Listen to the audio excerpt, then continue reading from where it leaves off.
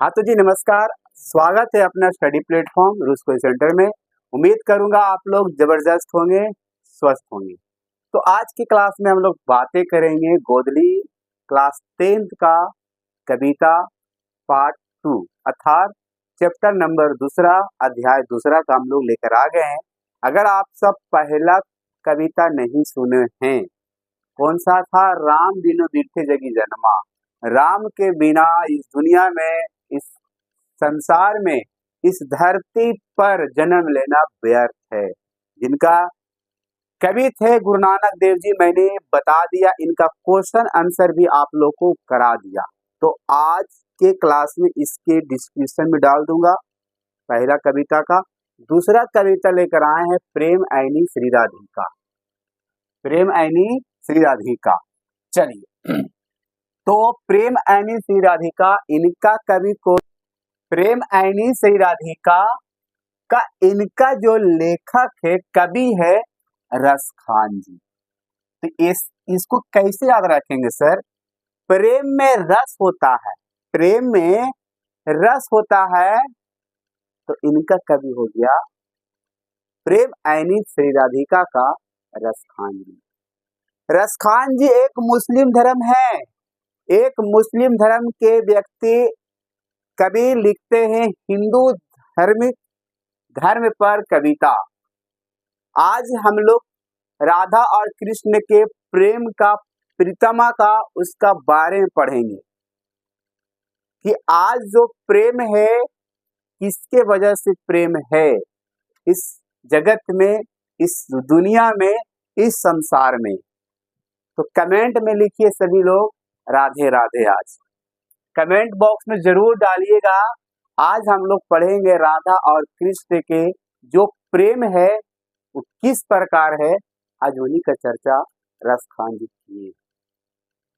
चलिए कविता पढ़ने से पहले हम लोग पहले पढ़ेंगे इसका कवि परिचय, क्योंकि मैं आप लोग को पता है पढ़ाने का तरीका मेरा कि पहले सर आप कवि रचना का जो भी होता है आप लोग परिचय देते हैं, उसके बाद हम कविता पढ़ाएंगे। इनका भी 2 पद है, बढ़िया से जानकारी लेंगे। तो प्रेम ऐनी श्री राधिका का जो कवि है रसखान जी, ये गोदली है, कविता चल रहा है आप लोग को। अगर आप सब गदखंड नहीं देखे हैं तो गदखंड का भी आप लोग को पूरा तरह से मैंने पढ़ा दिया हूँ। चलिए कवि परिचय बताते हैं। कवि कौन है जी? रसखान जी, मुस्लिम धर्म से। यहाँ पर लिखे हैं रसखान के जीवन के संबंध में सही सूचना प्राप्त नहीं होती है। इनके बारे में सही जानकारी मिली नहीं अभी तक। इनके बारे में, रसखान जी के बारे में, लेकिन इनका एक क्लू मिलता है, परंतु इनका एक ग्रंथ है। क्या है? प्रेम वाटिका, जो 1610 ईस्वी में यह संकेत यहाँ से मिलता है इनके बारे में कुछ। लेकिन देखा जाए और भी बुक्स में तो इनका कहीं पे पूर्ण तरह से जानकारी जीवनी के बारे में नहीं दिया गया। लेकिन इसने एक लिखे थे प्रेम वाटिका ग्रंथ है, जो 1610 ईस्वी में प्रकाशित हुआ था। उसी के माध्यम से कुछ जानकारियां इनके बारे में दिया गया। तो प्रेम वाटिका किनकी ग्रंथ है? रसखान जी का। कब प्रकाशित हुआ? 1610 ईस्वी में। यही से इनका संकेत मिला है। क्या है? इनका जन्म की बात किया जाए, जन्म दिल्ली के पठान राजवंश में हुआ, पठान राजवंश में हुआ। ठीक है, दिल्ली से भागकर ब्रजभूमि चली गई, अर्थात चले गए। क्या होता है थोड़ा ध्यान सुनिएगा। ये जो थे पठान राजवंश थे और मुगल राजवंश के साथ युद्ध हुआ था, लड़ाई हुआ था। जब लड़ाई हुआ था मुगल राजवंश के साथ, तो पठान राजवंश अर्थात इनका दादा परदादा रसखान जी का हार गए थे, आप पराजित हो गए थे। तो उस जगह को छोड़कर सारे इनका परिवार, कुल खानदान कहाँ भाग कर चले गए थे दिल्ली से? तो ब्रज की भूमि में चले गए थे, दिल्ली के ब्रज की भूमि में चले गए थे ये। ठीक है, याद रखिएगा, दिल्ली से भागकर। तो क्वेश्चन पूछेगा दिल्ली से भागकर ब्रजभूमि कौन सा कवि चले गए थे? रसखान जी। कौन सा कवि? रसखान कवि। ठीक है, चलिए, कृष्ण के भक्ति करते हैं। वैष्णव धर्म के बड़े गहन संस्कार थे इसके अंदर। वैष्णव धर्म से बिलोंग करते हैं, ये वैष्णव धर्म के इनके अंदर संस्कार था, बहुत ही अच्छा से था। और ये हमारे कृष्ण की भक्ति करते हैं। एक ऐसा ही कवि है ये डियर, मुस्लिम है लेकिन हिंदू धर्म पर ये कविता लिखे हैं। सोचिए कितना इसको, तो देखा जाए यहाँ पर इन्हें कोई धर्म से भेदभाव नहीं है, इन्हें कोई धर्म, हिंदू धर्म से कोई मतलब नहीं है। मुस्लिम धर्म हो या हिंदू धर्म हो, इन्हें कोई धर्म से मतलब नहीं रखते हैं, भेदभाव नहीं रखते हैं रसखान जी। ये मुस्लिम धर्म है, अगर चाहता तो ये मुस्लिम धर्म पर कविता लिखते, लेकिन लिखे किस पर? सर हिंदू धर्म पर। हिंदू धर्म न जी, राधा कृष्ण, रसखान जी लिखते। सोचिए, सोचने वाला योग्य बात है ना। ये अलौकिक प्रेम की ओर आकर्षित होकर भक्त हो गए हैं। इतना अलौकिक हो गए थे ये प्रेम की ओर, रसखान जी भक्त हो गए हैं। किसका भक्त हो गए हैं? कमेंट बॉक्स में कृष्ण और राधा के भक्त हो गए। वाह क्या लीला इनका है ना। इसने स्वामी विठलनाथ से पुष्टि मार्ग की दीक्षा भी प्राप्त की है। तो क्वेश्चन ये भी बनता है, रसखान जी किससे पुष्टि मार्ग की दीक्षा प्राप्त किए? स्वामी विठलनाथ से। स्वामी विठलनाथ से पुष्टि मार्ग की दीक्षा प्राप्त किए थे रसखान जी। ठीक है, इनका प्रमुख ग्रंथ है प्रेम वाटिका। पहला है प्रेम वाटिका, जो यहीं से इनका ग्रंथ से कुछ सूचनाएं मिलती इनकी जीवनी के बारे में। दूसरा है सुजान रसखान। इनकी दो ही प्रमुख ग्रंथ है डियर, जो कि बहुत ही फेमस है।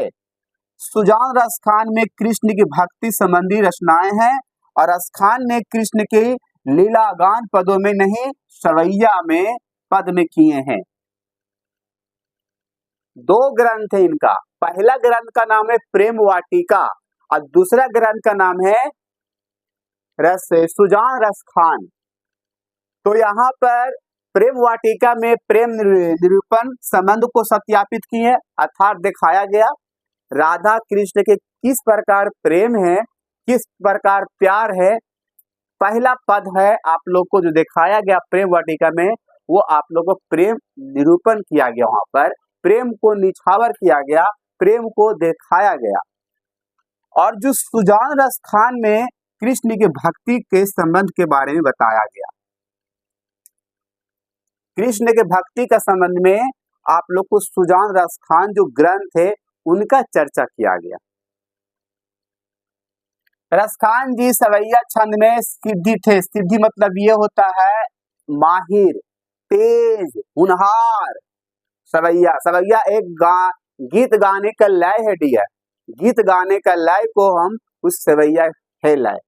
जो सवैया, रसखान जी सवैया छंद में सिद्ध थे, माहिर थे। इनका किस प्रकार कविता लिखा गया है? ब्रज भाषा में। किस प्रकार में कविता लिखते हैं? ब्रज भाषा में। और गुरु नानक देव जी दो भाषा में, पंजाबी और हिंदी, लेकिन हमारे रसखान जी ब्रज भाषा में कविता को लिखते हैं। कौन सा भाषा में? ब्रज की भाषा में। इनकी रचनाएं से मुग्ध होकर भारतेंदु हरिश्चंद्र ने कहा था, जब इनकी रचनाएं पढ़े हैं भारतेंदु हरिश्चंद्र जी, तो बड़ाई किए, मुग्ध होकर, खुश होकर बड़ाई मत समझते हैं ना, रसखान जी के अच्छाइयां के बारे में बताएं। क्या बोले हैं कि इन मुसलमान हरिजन पे कोटिन हिंदू वारिये। कहता ना, इन मुसलमान, हरि मतलब होता है भगवान, जनन मतलब होता है लोग। इन मुसलमान हरि के लोग पे कोटिन मतलब होता है करोड़ों हिंदू वारिये। कहने का अर्थ है कि 1 करोड़ बराबर अगर हिंदू का कवि है तो ये रसखान उसके बराबरी है। रसखान है जो रसखान जी है, रस से भरा हुआ है इनके अंदर राधा और कृष्ण का प्रेम जो जुड़ा हुआ है इनका। तो कहते हैं कि जो बराबरी है ना, इनका बराबरी जो करोड़ों करोड़ों करोड़ों हिंदुओं के धर्म के बराबर है, करोड़ों कवियों के धर्म के बराबर है इनका हिंदू धर्म का, इनका रसखान का। क्या बात होगी। इस कविता में रसखान कृष्ण जीवन का सर्वस्व निछावर करना चाहते हैं। प्रेम वाटिका में प्रेम निरूपण संबंधी बताया गया। सुजान रसखान में प्रेम कृष्ण की भक्ति संबंधी की बातें हुई है। तो अब हम लोग इनके बारे में जानकारी ले ली बढ़िया से। इनका प्रेम वाटिका कहाँ कब हुआ, ग्रंथ इसका कौन सा ग्रंथ इनका प्रेम वाटिका। प्रेम वाटिका कब इनका प्रकाशित हुआ था, 1610 ईस्वी में। इनका जन्म कहाँ हुआ था, तो दिल्ली के राजवंश पठान में, है ना, यही तो बताया गया। जब इनके साथ मुगल राजवंश के साथ और इन्हीं के परिवार के साथ लड़ाई हुआ, युद्ध हुआ था, तब इनका पराजित हो गया था राजवंश अर्थात पठान राजवंश। तब इन लोग दिल्ली को छोड़कर कहाँ भाग गए थे, ब्रज की भूमि पर भाग गए थे, याद रखिएगा। और इनका जो कृष्ण की भक्ति करते हैं और ये वैष्णव धर्म का बड़े गहन संस्कारी थे इसके अंदर। और ये इनका दो जो है ग्रंथ बहुत ही फेमस है, पहला प्रेम वाटिका, दूसरा है सुजान रसखान। दूसरा है सुजान रसखान। सुजान रसखान में कृष्ण की भक्ति के संबंध का रचना किया गया, ये बातें याद रखिएगा। अब प्रेम वाटिका में राधा और कृष्ण के प्रेम के बारे में चर्चा किया गया। तो आशा करता हूँ ये आप लोगों को पूरा कवि के बारे में बढ़िया से जानकारी मैंने आप लोग को दे दिया। अब चलते हैं कविता पढ़ते हैं। रसखान जी का जो कविता है तो पढ़ते हैं, हम लिख कर लाते हैं। आप 2 से 1 सेकंड तक वेट करिए। चलिए हम लिख कर लाते हैं। तो जी आप लोग कवि परिचय में दे रखा था रसखान जी के बारे में, प्रेम ऐनी श्री राधिका, इनका मैंने आप सबको कह सकते हैं आप लोग को दे रखे हम परिचय। दूसरा लेकर आ गए हैं आप सबको इनका पद, जो पद है कितना, 2 है। पहला पद है आप लोग को प्रेम ऐनी श्री राधिका। दूसरा पद आप लोग को है दूसरा पद में आप लोग को करील के कुंजन ऊपरी वारो, ये आप लोग को दूसरा पद यहाँ पर है। अब पहला पद आप लोग को ये है। इसके पहले मैं आप लोग को बताया है क्या, कवि का परिचय। अब हम लोग पढ़ेंगे इनका पद अर्थात कविता का भावार्थ जानेंगे, ये इनका क्या भाव है कवि का रसखान जी का। चलिए स्टार्ट करते हैं, देर ना करते हैं। पहला पद जो लिया गया है प्रेम वाटिका से लिया गया है, जिसमें राधा और कृष्ण के प्रेम के बारे में, प्रेम की लीला के बारे में बताए हैं। दूसरा पद में हमारे कृष्ण जी जाते हैं गैया चराने, जो रसखान जी कहते हैं कि आपके जैसा, कहने का अर्थ यहाँ पर है कि जो आप करते हैं, काम किए हैं, वो मुझे ही काम सौंप दीजिए, मेरा भवसागर नैया पार हो जाएगा। चलिए पहला पद का अर्थ समझते हैं। प्रेम ऐनी श्री राधिका, क्या है इनका भवर का अर्थ, ठीक है। ये आपको पहला है, दूसरा पॉइंट है इसके यहाँ से, तीसरा, ये चौथा, ठीक है। तो पहला पढ़ेंगे प्रेम ऐनी श्री राधिका। प्रेम ऐनी श्री राधिका, प्रेम बरन नंद नंद। प्रेम ऐनी श्री राधिका, ऐनी का मतलब होता है खजाना। क्या होता है, खजाना। क्या होता है, खजाना। क्या होता है, खजाना। प्रेम के खजाना श्री राधिका है। कौन है, राधा जी है, राधा माँ है। प्रेम के खजाना राधा माँ है। प्रेम वरन नंद नंद, ये नंद का मतलब याद रखना उनका पिताजी के बारे में बोल रहा, ये नंद का मतलब कृष्ण जी के बारे में बातें हो रही है। तो नंद का पुत्र का नाम था कृष्ण और कृष्ण पिता का नाम था नंद, तो नंद का पुत्र कहने मतलब कृष्ण। जो प्रेम का वरण का मतलब होता है रंग, रंग कह सकते हैं या रूप। प्रेम का रूप जो है हमारी कृष्ण जी। प्रेम का खजाना कौन है भाई साहब, राधा माता जी, राधा माँ। और प्रेम के रंग रूप कौन है? तो हमारे कृष्ण जी। प्रेम के रंग रूप कौन है? जाना। देखिए रस खान जी का क्या भाव है। एक मुस्लिम होकर हिंदू धर्म के बारे में, हिंदू देवी देवताओं के बारे में बता रहे हैं। प्रेम की खजाना जो है राधा माँ है और प्रेम का रंग रूप है कृष्ण भगवान। दूसरा, प्रेम वाटिका का दऊ, दऊ मतलब प्रेम वाटिका का दऊ मतलब दोनों, दऊ मतलब दोनों, माली मालिन द्वंद्व।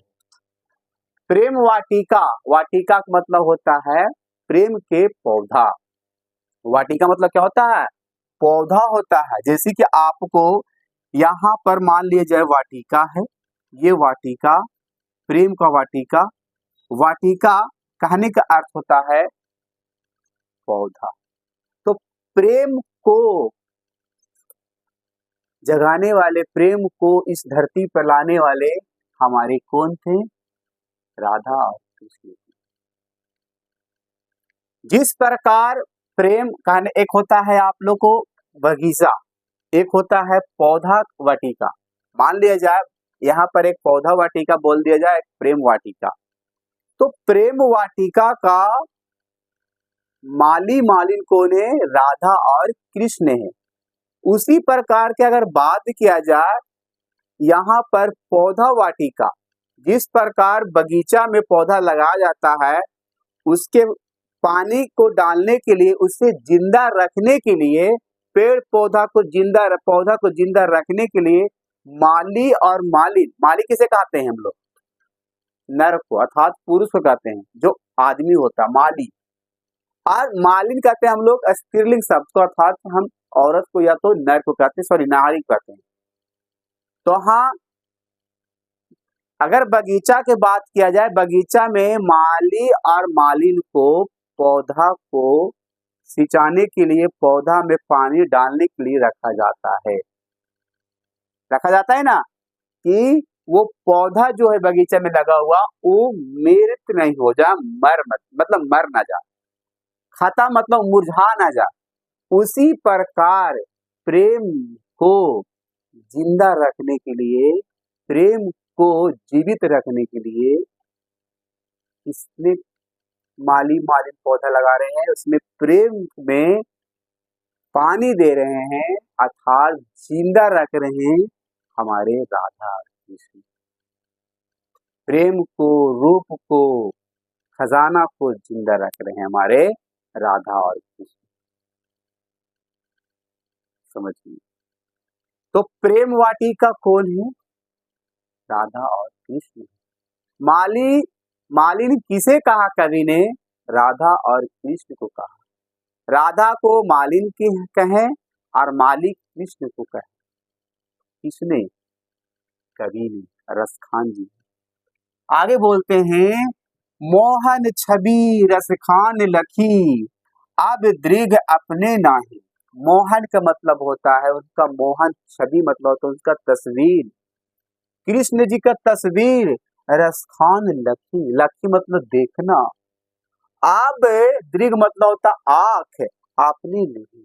जब से मैंने कृष्ण का मूरत देखा, रूप देखा, चेहरा देखा, तस्वीर देखा, तब से मेरा आंखें नहीं, तब से मेरा आंखें नहीं है। अब लगता है उन्हीं को देखते रहे। ऊंचे आवत धनुष से छूटे सर से जाही। ऐसा लगता है कि अब मेरा आंख केवल कृष्ण को ही देखने को मांगता है। जिस प्रकार तीर से धनुष छूटता है बार बार, उसी प्रकार मेरा आंख कृष्ण की ओर ज्यादा देखने की ओर आकर्षित है। हमारा जो आंख है, अब आंखें नहीं। मोह मन मानिक ले गए चितचोर नंद के नंद। मोह मतलब मेरा मन ले गयो नंद के नंद चित चोर, मेरा मन को चुरा कर ले गया नंद के नंद। अर्थात कृष्ण भगवान ले गया, मेरा मन को चुरा कर ले गया। ये चित चोर कृष्ण को बोल रहा चित चोर, तो कृष्ण को क्या कहा है रसखान जी? चोर कहा है। मेरा मन को चुरा लिया कृष्ण ने। अब मैं बेमन मैं क्या करूं परी फेर के फंद में। अब मैं बिना मन के मैं क्या करूं, अब तो बहुत बड़ा फेरा में पड़ गया मैं। मेरा मन को ही चुरा के लेकर चला गया कृष्ण ने।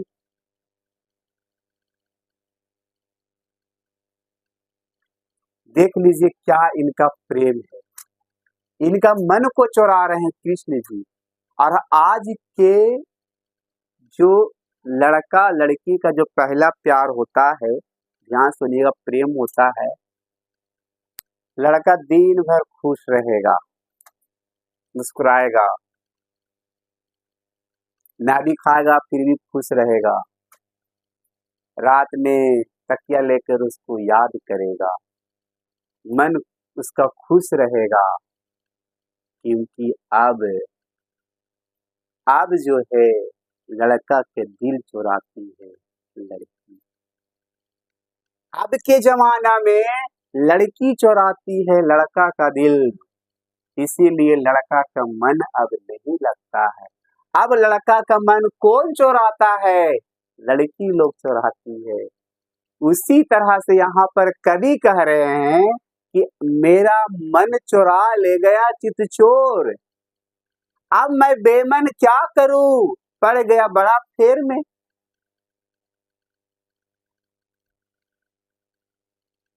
पड़ गया मैं बड़ा फेर में, क्या करूं अब, ये तो मन को चुरा ले गया हमारे। आगे बोलते हैं प्रीतम नंद किशोर, नंद किशोर का मतलब उन्हीं का कृष्ण को कहा गया, जा दिन नैनी लगाओ, जिस दिन से तेरा नैन लग गया तेरे ही देखने को ही खोजता है मेरा ये आंखें। मतलब कि तेरा जब से नैन लग गया है, आंखें खुली की खुली रह जाती है। कैसे? ऐसे इस तरह, मतलब आंखें न बंद होती है न पलक झड़कती है, मतलब खुली की खुली आंखें रहती है। मन पावन चित चोर, मेरा मन जो हो गया अब पावन हो गया, स्वच्छ हो गया, निर्मल हो गया मेरा मन, जब से आप चुरा ले गए कृष्ण जी। पलक ओटी नहीं कर सकूं, और मेरा आंखें जो है पलक नहीं झपती है, केवल आप ही को देखने ये पलक खोजती है, यही पलक खोजती। क्या भाव है इस कविता में। तो यहाँ पर प्रेम और के वाटिका हमारे राधा कृष्ण जी हैं। माली अमालिन किसे कहा? राधा कृष्ण को कहा। प्रेम के खजाना कौन है? बता सकते कमेंट में? माँ राधा। प्रेम का रंग रूप कौन है? कृष्ण जी। माली मालिन किसे कहा कवि ने? तो माली कहा कृष्ण को, मालिन कहा राधा को। मन को चुरा कर किसने ले गया? कृष्ण। किसका? कवि का। बड़ा फेर में फंस गया है राधा, सॉरी कवि जी। अब मैं क्या करूं, ये तो मेरा मन ही ले गया। जब से आपको देखा हूं तब से मेरा आंखें आंखें नहीं रहा, लगता है कब अब आपको फिर से देखूं। अब आंखें आंखें नहीं रहा, पलक बंद होती नहीं है। इस प्रकार का पहला, यही प्रेम है। इसके अंदर राधा और कृष्ण का प्रेम को दर्शाया गया। तो पहला उम्मीद करूंगा कि आप लोग समझ चुके होंगे। तो यहाँ से जो भी ऑब्जेक्टिव आएगा, क्या बच्चों कृष्ण को जेल होना चाहिए? कृष्ण को जेल होना चाहिए क्योंकि यहाँ पर कवि का मन को चुराया है। उस पर मुकदमा होना चाहिए? कमेंट बॉक्स में जरूर डालिएगा। उस पर मुकदमा चलाना चाहिए क्योंकि कवि का यहाँ पर मन चोरी हो गया। अब मन ही नहीं रहेगा तो कैसे क्या दिन दुनिया चलेगा? तो कवि का होना चाहिए, जरूर कमेंट बॉक्स में डालिएगा। तो यहाँ पर पहला पद में यही दर्शाया गया कि प्रेम जो है आज जीवित है राधा और कृष्ण के लिए ही जीवित है। प्रेम का जो धारा है, प्रेम को जो खजाना है, माँ राधा है। प्रेम के जो रंग रूप है वो कृष्ण है। भले ही राधा से राधा शादी हुआ, क्या कृष्ण को जरूर कमेंट में डालिएगा। कृष्ण को राधा से शादी हुआ नहीं, किनसे हुआ ये भी जरूर जानिएगा। कृष्ण को किन से शादी हुआ था, है पता आप सबको? जरूर। दूसरा पद है यहाँ पर डियर, यहाँ पर दूसरा पद है करिल की कुंजन उपरे वारो। करिल की कुंजन उपरे वारो का मतलब ये हुआ, अब हमारे दूसरा पद में कृष्ण भगवान जी गए हैं गाय चराने बगीचा में। कहाँ? बगीचा में। भोरे भयो मधुवन में, भोरे भयो मधुवन में, मैया मोरी मैं माखन नहीं खायो। भोरे भयो गाय चराने जाते हैं और यहाँ पर बोलते हैं मैया मोरे मैं माखन कहाँ खायो, मैं तो गाय चराने चला गया था बगीचा में, मैं गाय कहाँ खाया आपका माखन। तो यहाँ पर दूसरा पद में हमारे कवि क्या कहना चाहते हैं, ध्यान सुनिएगा, ठीक है। भोरे भयो गाय चराने जाते हैं मधुवन में, ओ मैया मोरी मैं माखन नहीं खायो, ओ मैया मोरी मैं माखन नहीं खायो। तो ये दूसरा पद में क्या कहना चाहते हैं कवि, ध्यान से सुनिएगा आप सब, ठीक है। कह रहे या लकुटी अरु कमरिया, लकुटी मतलब लाठी, लकुटी मतलब क्या होता है? लाठी। और कमरिया मतलब होता है कंबल, कमरिया मतलब होता है कंबल। कह रहे हैं या लाठी और मतलब और, या कमरिया मतलब कंबल ले जाते थे जब गाय चराने जाते थे हमारे कृष्ण जी, तो सुदामा के साथ कंबल बिछाकर खेलते थे, कूदते थे, गाय चराते थे। या लकुटी अरु कमरिया पर राज तेहू पूरी की तजी डौरो, कह रहे हैं और राज तेहू पूरी की तजी दारू। यहाँ पर तेहू का मतलब तीन राज्य, मतलब तेहू का मतलब याद रखना यहाँ पर तजी, तेहू का मतलब तीन लोग, तीन लोग मतलब समझ लीजिए यहाँ पर लाठी और कंबल, लाठी और कंबल एक तरफ रख दिया जाए और एक तरफ तीन लोग का चीजें रख दिया जाए, यानी कि यहाँ पर धरती, आसमान और पाताल रख दिया जाए।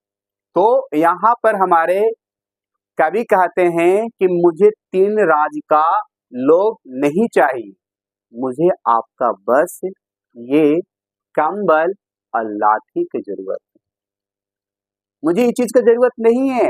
आप मुझे पाताल आकाश दे दो और धरती दे दो, हमें ये चीज की जरूरत नहीं है, आपका केवल लठिया और कंबल का जरूरत है, हम उसी में खुश हैं। आठों सिद्धि नौ निधि को सुख नंद की गाय चराई बिसारो। आठों सिद्धि, 8 गो सिद्धि होता है, आठों सिद्धि नौ निधि। देखो सिद्धि का मतलब होता है सूद, कहते हैं इसे हम सूद देती कि सुख समृद्धि, सुख समृद्धि और निधि का मतलब वही चीज होता है। तो मुझे आठों सिद्धि नौ निधि सुख नंद की गाय चराए बिसारू। मुझे आठों सिद्धि जरूरत नहीं है, आठों सिद्धि का मतलब वो जंतर मंतर मुझे जरूरत नहीं है, मुझे किसी को चीज की जरूरत नहीं है, बस आपको हम गाय चराना चाहता हूँ। हमें ये चीज की जरूरत नहीं कि आप मुझे आठों सिद्धि दे दो, नौ निधि दे दो, हमें इस चीज की जरूरत नहीं है। कृष्ण जी आप जो गाय चराते हैं ना, गैया चराने के लिए आप मुझे दे दीजिए, हम उसी में भवसागर पार कर देंगे, हम आपका गाय चराएंगे। जो आप गैया चराते थे ना, हम उसी वही गाय चराएंगे। हमें 8 सिद्धि 9 निधि कोई जरूरत नहीं। रसखान कबो इन आखिन सौ ब्रज के बनगान तगा निहारो। रसखान जी कहते हैं इस जो ब्रज के बनगान मतलब था बगीचा, जिस बगीचा में जाते थे हमारे कृष्ण भगवान जी खेलने कूदने गाय चराने, इसको हम दृश्य को देखना चाहता हूँ और इस दृश्य में मैं भी सरकार खेलना चाहता हूँ, जहाँ पर आप खेले हैं कूदे हैं गाय चरा है, सुदामा के साथ राधा के साथ जो भी किए हैं आप खेल कूद, हम वही चाहते हैं, हम इस दृश्य को देखना चाहते हैं। कोटिक राव कलधोर के धाम करिल कुंजन ऊपर वारो। कोटिक मतलब होता है करोड़ों, राव कलधोत के धाम, करेल के कुंजन ऊपरे वारो। हमें कुछ नहीं चाहिए, करोड़ों जगह नहीं चाहिए, करोड़ों धाम नहीं चाहिए, बस आपने जहाँ खेल कूदे हैं जिस बगीचा में, हमें उस स्थान की जरूरत है। उस जंगली चीजें जंगल में जो जाते थे करने के लिए, खेलने के कूदने के करने का, वो चीज के स्थान की मुझे जरूरत है। हम उस दृश्य को देखना चाहते हैं अपने आप।